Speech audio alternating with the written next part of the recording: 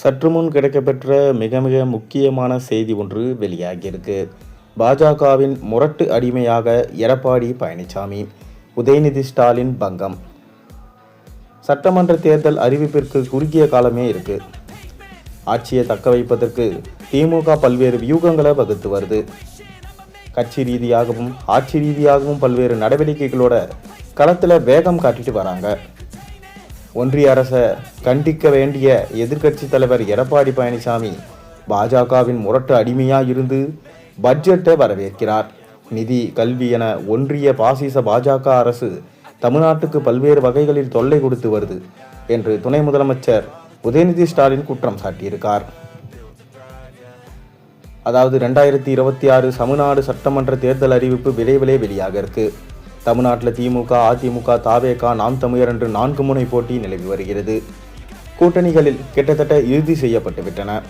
தொகுதி பங்கீடு, தேர்தல் வாக்குறுதிகள், பிரச்சாரம், கட்சி மாறுதல் ஆகியவற்றால அரசியல் களம் சூடுபிடிக்க தொடங்கியிருக்கு.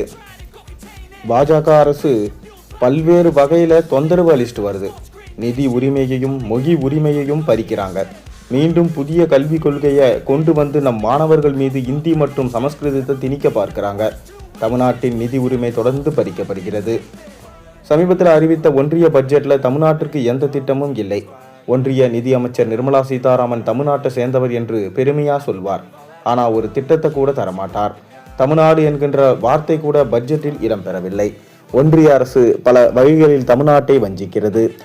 இதையெல்லாம் கண்டிக்க வேண்டிய ஒரு எதிர்க்கட்சி தலைவர் எடப்பாடி பழனிசாமி ஒன்றிய நிதி அமைச்சர் பட்ஜெட்டை படித்து முடிப்பதற்கு முன்பாகவே அது சிறந்த பட்ஜெட் என்று கூறுகிறார். முரட்டு பக்தர்கள் கேள்விப்பட்டிருப்பீங்க.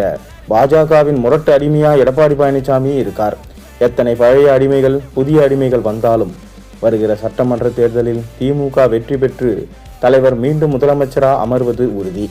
கழகம் 7வது முறையா ஆட்சி அமைக்க, நம் தலைவர் 2வது முறையா முதலமைச்சராக அமர நம் உடன்பிறப்புகள் ஒன்றிணைந்து தீவிரமாக பணியாற்ற வேண்டும் என்று சொன்னார். மேலும் மணமக்கள் திருமண வாழ்க்கையில் கடைபிடிக்க வேண்டிய விஷயங்கள் குறித்தும் உதயநிதி அவர்கள் அறிவுறுத்தியிருந்தார்.